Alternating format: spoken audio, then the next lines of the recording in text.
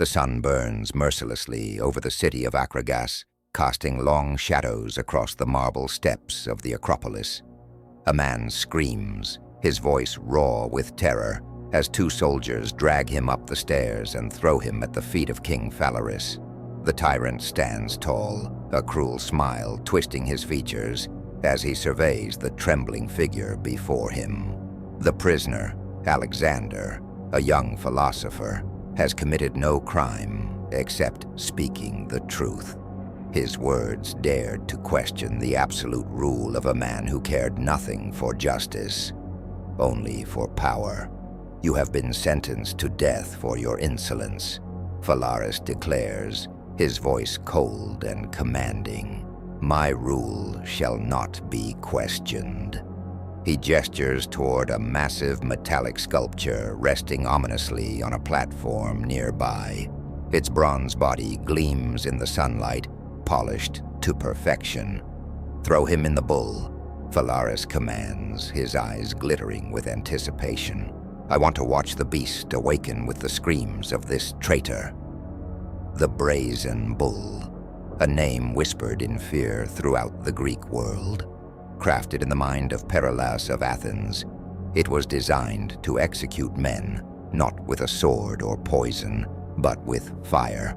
A victim would be confined within its hollow belly, the door sealed tight. Beneath, a fire would be lit, roasting the condemned alive. The screams of the dying, distorted through the bull's tubes, would emerge as the bellowing of an enraged beast. For Alexander, this was no distant story. It was about to become his reality. He had lived a life devoted to learning, studying under the greatest minds of the Greek Empire. The night before, he had celebrated his accomplishments with fellow scholars, drinking wine and singing songs of heroes and odysseys. Later, he had spent time with Lyra, the love of his life, a woman whose beauty was rivaled only by her wit. Soon, he intended to ask her to marry him, but destiny had other plans. As Alexander walked through the bustling streets the next day, he spoke passionately to the citizens about equality, justice, and the freedom of thought. Starving farmers and impoverished merchants gathered to hear him, men and women whose lives had been crushed under Phalaris's tyranny. A marble bench became his podium. "All men deserve the right to think freely, to live without the shadow of oppression," he cried. Soldiers pushed through the crowd, citizens scattered in panic.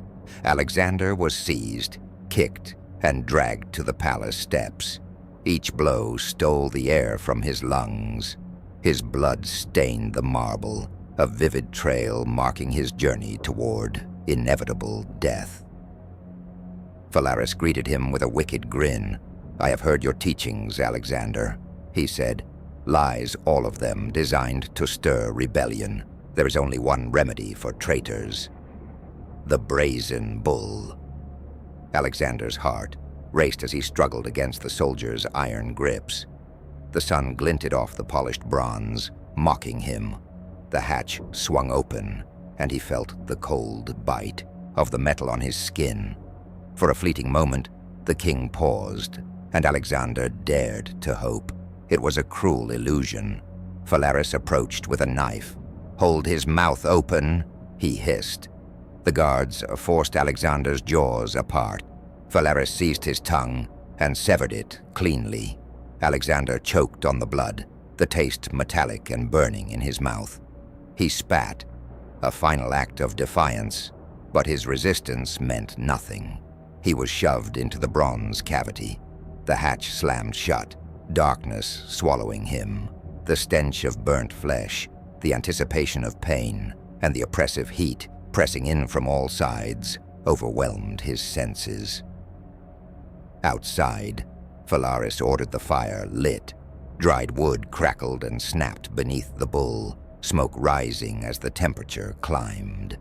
Inside, Alexander writhed, every inch of his body screaming in agony. He rocked back and forth, skin sizzling where it met the metal. muscles denaturing as the fire slowly claimed him. The tubes of the bull carried his screams upward, transforming them into the bellowing of a furious beast.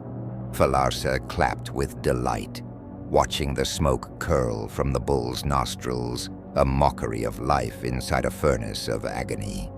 Hours passed. Every nerve ending in Alexander's body succumbed to the heat. Thoughts of Lyra, of a life that would never be, haunted him. Skin and muscle sloughed from bone. Dehydration and organ failure began their silent march toward death. Finally, the agony ceased. Alexander's mortal struggle ended, leaving only charred remains behind. The soldiers dragged the remnants from the bull. Phalaris, with grotesque pride, sorted through the bones, fastening them together into a macabre trinket for his wrist. The Brazen Bull had claimed another victim. It would not be the last. Perilaus, its inventor, would later meet the same fate, a grim testament to Phalaris's cruelty. Yet the bull endured beyond him, haunting both Greek and Roman history, its name synonymous with suffering and spectacle. This was only the beginning of its story. The terror it wrought and the dark psychology of those who created and wielded it would echo far beyond the city of Akragas, leaving a legacy of pain that would endure for centuries. Long before Alexander's screams echoed across the acropolis, a man named Perilaus of Athens walked a path that would forever stain history. A gifted sculptor, he was celebrated for his skill with bronze and his uncanny ability to breathe life into metal. Yet in his ambition, he conceived an idea darker than any of his peers could imagine. A contraption designed not to honor the gods or immortalize heroes, but to inflict agony. Phalaris, the tyrant of Akragas, was a man intoxicated by power. His cruelty was legend, his paranoia insatiable. He demanded obedience, and he delighted in demonstrations of fear. When Perilaus presented his invention, the king saw not art, but a weapon, a hollow bronze bull polished to a deadly sheen, with a chamber large enough to confine a human body and an intricate system of tubes to carry the victim's cries outward as the bellowing of a bull. This was the essence of terror. "Bring it here," Phalaris had said, his eyes alight with anticipation. "If it works, I will have the perfect instrument to quell dissent." Perilaus, eager to impress, demonstrated the mechanics, explaining how the fire beneath would slowly roast a victim, while the tubes transformed their screams into the unmistakable sound of a raging bull. The king nodded, satisfied, yet doubt lingered in his mind. Could it truly work? Could this bronze beast deliver the agony he craved without fail? The answer came swiftly and horrifyingly. Phalaris, in a display of his signature cruelty, commanded Perilaus himself to enter the bull. The sculptor hesitated, his mind a storm of fear and disbelief. "Surely you jest," he whispered. But the king's eyes offered no mercy. Soldiers forced him inside, closing the hatch behind him. The fire roared to life beneath the bull. Heat radiated upward, consuming the metal, and soon after, Perilaus's flesh. He screamed, the sound distorted into a terrifying, unnatural bellow by the tubes of his own creation. Every inch of his body ached as the metal constricted him, the heat intensifying with each passing moment.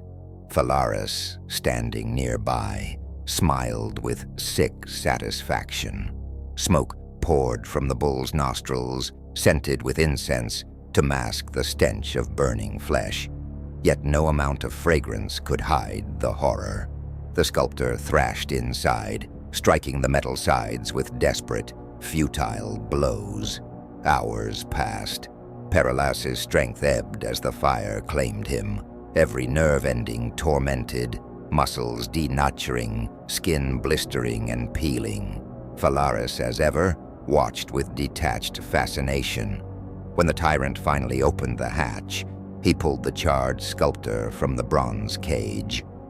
Perilaus, once a master of metal and form, now lay broken, a human shell of agony incarnate. Some accounts suggest Phalaris, not content with a single act of cruelty, ended Perilaus' life by hurling him from a nearby hill. The reasoning is lost to history, perhaps a mixture of paranoia, cruelty, and a twisted sense of justice. The inventor had glimpsed the full potential of his own creation, and he paid the ultimate price for it. With the inventor gone, the Brazen Bull became a symbol of terror across Akragas. It was a warning, a spectacle, and a tool of absolute obedience. To witness its use was to confront humanity at its darkest, to understand the capacity for cruelty when ingenuity is twisted by ambition. The executions that followed were methodical and calculated. Citizens accused of dissent or disobedience were thrown into the bronze belly, the fire stoked to a controlled heat. Their screams, distorted through the tubes, became a macabre orchestra of terror. Phalaris reveled in the spectacle, inviting advisors and allies to witness the fate of those who dared to challenge his authority. But even the tyranny of Phalaris could not ensure immortality for the Brazen Bull. Over time, it spread beyond Akragas, carried by stories of cruelty and fear. The Romans, fascinated and equally cruel, adopted the device centuries later, using it to punish Christians who resisted their rule. Saint Antipas and Saint Eustace, among others, were said to have met their ends within the infernal bronze, their lives consumed in a calculated public display of suffering. Yet the Brazen Bull was more than a tool of death. It was a psychological weapon, a monument to the terror of anticipation. Victims faced the horror of confinement, the stifling darkness and the unbearable heat long before the flames consumed them. The mind's terror amplified the pain, panic constricting the chest as the body prepared for the inevitable. The metal, heated to hundreds of degrees, became an oven. The victim, meat for the cruel fire. The accounts of these deaths, preserved by historians such as Diodorus Siculus, emphasized not only the physical torment, but the spectacle. Phalaris and later Roman authorities understood that fear could be weaponized as effectively as fire. Public executions became lessons in obedience, a warning that cruelty would be met with cruelty and dissent with unimaginable suffering. In this chapter of history, the Brazen Bull represents the confluence of ingenuity and madness, art and atrocity. Perilaus' brilliance became a vehicle for tyranny. Alexander's idealism became fuel for fire. And through it all, the city of Akragas, its people, and eventually the wider ancient world, bore witness to the unthinkable. As the flames consumed its victims, the bull lived on in infamy, a testament to humanity's capacity for both creativity and cruelty. And yet even the most terrifying devices are born of human hands, and perhaps in some small justice are undone by them as well. The question lingers: could a device so precise, so ingenious, ever truly satisfy the appetite of a tyrant? Or would it eventually consume more than just the guilty, claiming even the hands that forged it? The Brazen Bull was only the beginning of a legacy of pain and ingenuity intertwined, and its story, like the smoke from its nostrils, would drift across time, leaving the world to grapple with the horror it represented. Centuries after the fall of Phalaris, the Brazen Bull outlived its creator, its inventor, and even the tyrant who first wielded it. Its shadow stretched across the Mediterranean, carried by stories of cruelty, spectacle, and fear. By the time the Romans rose to dominate the ancient world, the bull had become more than a device. It was a symbol of absolute authority and the terrifying cost of defiance. The Roman Empire, vast and unyielding, required obedience. Laws were enforced, taxes collected, and dissent silenced. But some refused to bend. Among them were early Christians, men and women who declared allegiance to a higher law, one not written by Caesar or his governors.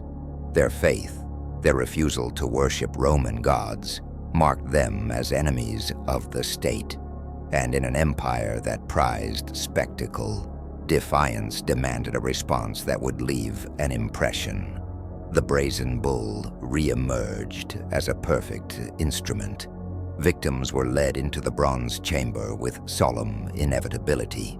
Inside they confronted darkness, the cold metal beneath their hands, the stifling confinement pressing against their chest.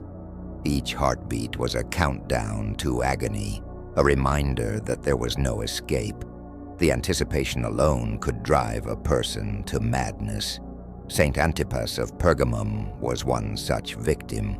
A bishop of humble origins, he refused to abandon his flock, preaching even as authorities threatened his life. When accused of defying Roman law, he was condemned to the bull. The metal door closed, trapping him in near darkness. The fire beneath roared to life, heat radiating upward until every inch of the chamber became unbearable. St. Antipas's cries, distorted through the bull's tubes, reached the ears of onlookers as the bellowing of a furious beast. Each sound was both warning and spectacle, a reminder that resistance would not go unpunished. The martyr's ordeal was both physical and psychological. The body reacts first, panic constricting the lungs, sweat blistering the skin, muscles straining against invisible chains. But the mind, too, is tested. The trapped victim imagines every possible escape, every intervention, every miracle that might prevent the flames from consuming them. The longer the anticipation lingers, the more acute the agony becomes. Saint Eustace, another early Christian, faced an even grimmer fate. A Roman general turned believer, Eustace had a family he adored, yet he refused to renounce his faith. Captured and condemned, he was thrown into the belly of the bull. But the cruelty of Rome extended further. His family, wife, and children were placed alongside him, their screams blending with his own, amplified by the tubes to form the unholy symphony of a bellowing bull. The fire consumed them slowly, each heartbeat an eternity. Their skin blistered, muscles burned, and yet their minds clung to memory.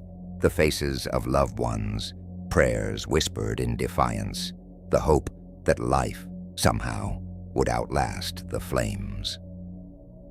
For the spectators outside, the bull was a marvel of engineering and terror. Smoke poured from its nostrils, scented with incense to obscure the horror within. Yet even with the stench masked, the sound alone was enough to impress upon the citizens the futility of defiance. The distorted bellow, human agony turned to animalistic roar, was a warning etched into memory. The state demanded obedience, and resistance carried a price beyond imagination. The Brazen Bull's influence extended beyond execution. It instilled fear into the hearts of the living. Citizens who witnessed it or heard of it learned to temper their words, to think twice before challenging authority. Its legacy was a mix of terror and awe, an early lesson in psychological warfare. Historians like Diodorus Siculus preserved the accounts of these executions, warning generations to come of the consequences when human ingenuity is weaponized by cruelty. He described the sound, the smoke, and the flames, but also the human cost, the panic, the helplessness, the mind's slow descent into despair before death claimed the body. Even as Christianity spread, the Brazen Bull remained a cautionary tale. It was a reminder that power, unrestrained, could transform even the most brilliant inventions into instruments of horror. It also illustrated the resilience of faith. Though the bull consumed flesh and muscle, it could not destroy the stories of courage, devotion, and defiance that endured long after the fire cooled. In Rome, the bull eventually fell out of use, replaced by other forms of execution. Yet its name persisted, echoing across history as a symbol of humanity's darkest tendencies. The fusion of intellect with malice, creativity with cruelty. Scholars and theologians debated its origins, the morality of its use, and the psychological torment it inflicted. The Brazen Bull, in its cold bronze perfection, had become an enduring metaphor, a testament to the extremes of human cruelty and the fragility of life in the face of tyranny. Alexander of Akragas, Perilaus of Athens, Saint Antipas, and Saint Eustace were all bound by a shared fate, a confrontation with an invention that transformed suffering into spectacle, agony into warning, death into a story that would outlive them all. And so, the legend of the Brazen Bull endured. Across centuries, across empires, it remained a warning carved in bronze. Ingenuity without morality can become a weapon, and cruelty, once unleashed, has a power all its own. Yet history often has the final word. For even the most terrifying creations, born of human hands and human ambition, can one day become the instruments of poetic justice. Tyrants may fall.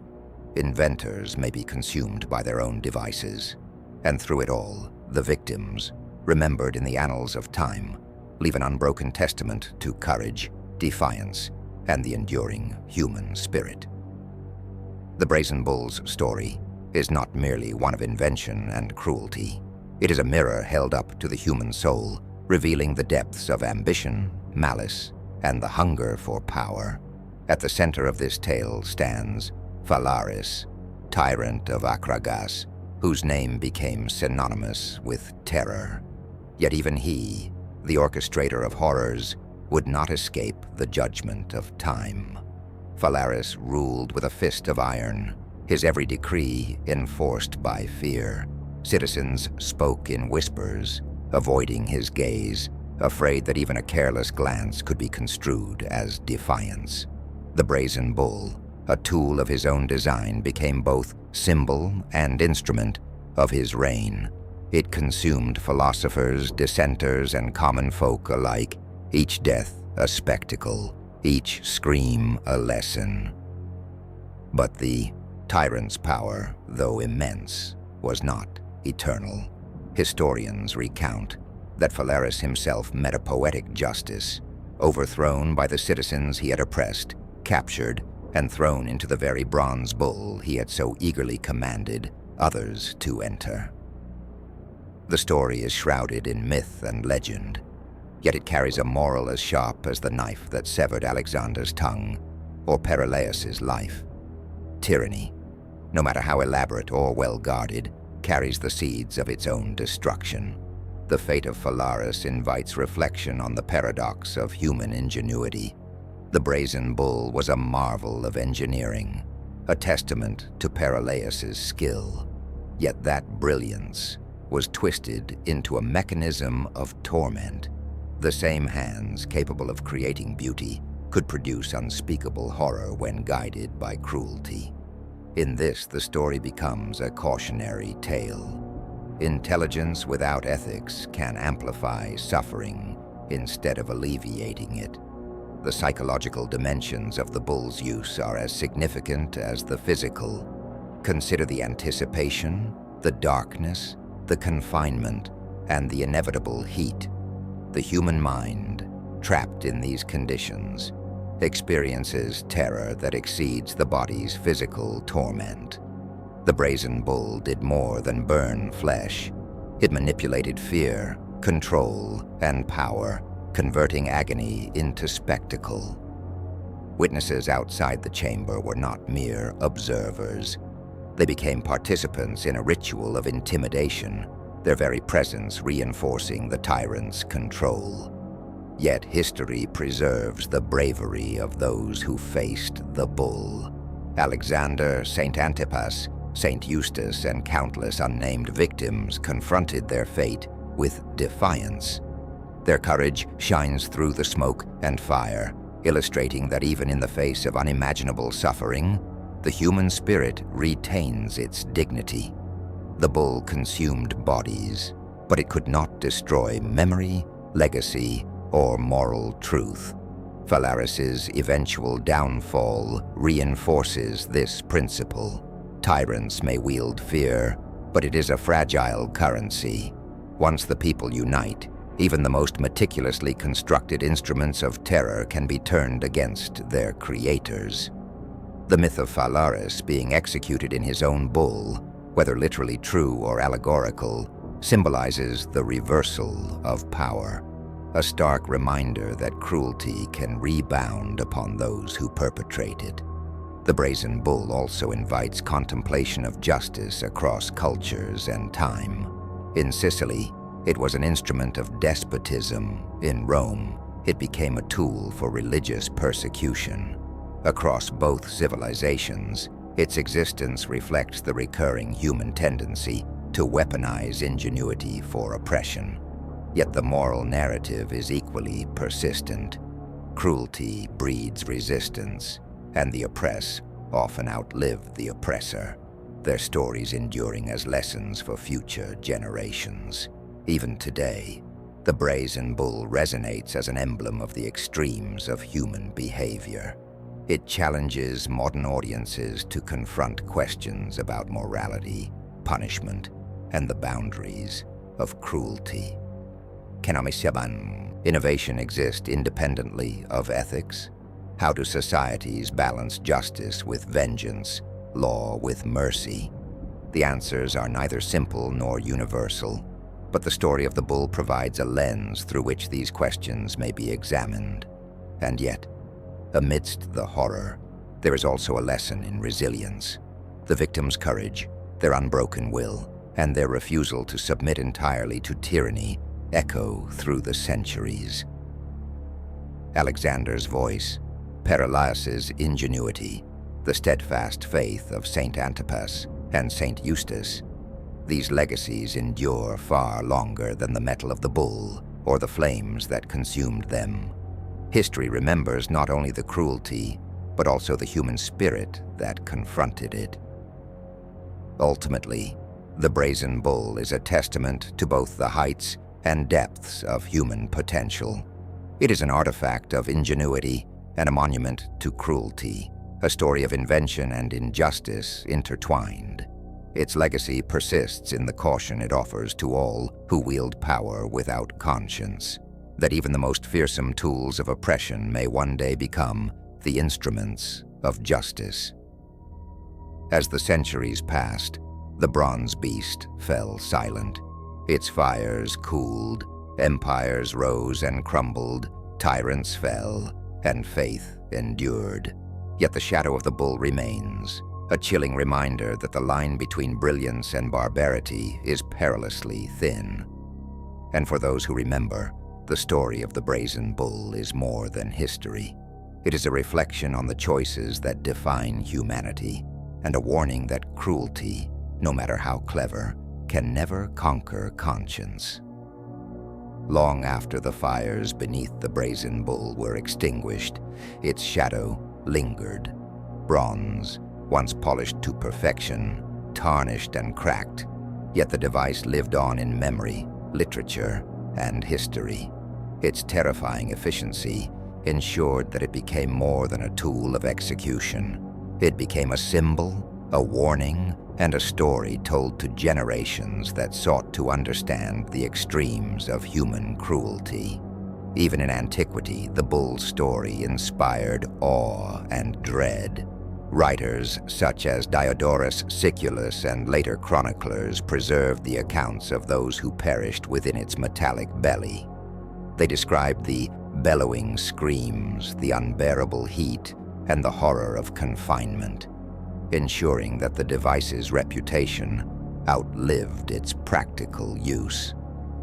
These narratives were not merely historical records. They were moral reflections, warnings to rulers and citizens alike about the dangers of unchecked power. In literature, the Brazen Bull took on symbolic meaning. Philosophers and poets invoked it as a metaphor for tyranny and the perversion of ingenuity. To be thrown into the bull was not simply to die. It was to confront the culmination of human malice and mechanical precision. Tales of Alexander of Akragas or Perilaus of Athens became cautionary legends, illustrating that brilliance could be twisted into brutality and that the hands that create can also destroy. During the Roman era, the bull's use against Christian martyrs added another layer to its legacy.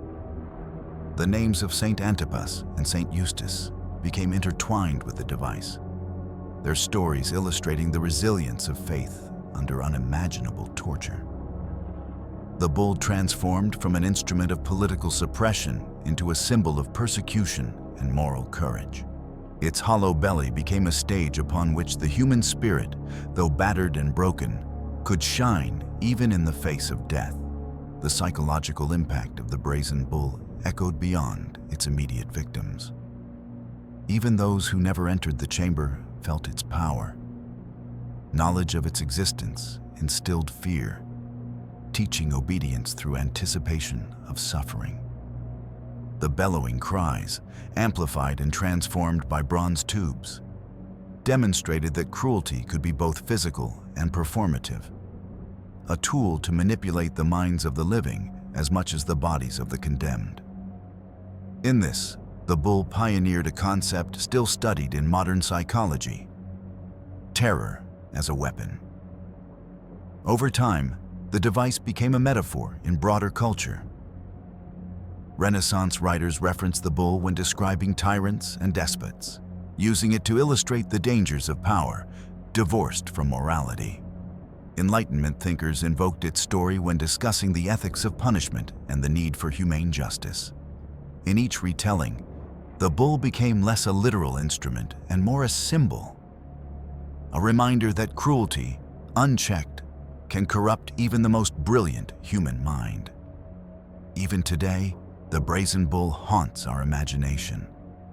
Museums, historical texts, and scholarly studies preserve its memory not only as an artifact of ancient cruelty, but also as a lesson in ethical responsibility. It is cited in discussions of human rights, torture, and the evolution of justice, reminding us that history is not merely a record of events, but a mirror in which we can examine our choices, our fears, and our capacity for both good and evil. The bull's legacy also speaks to the resilience of humanity.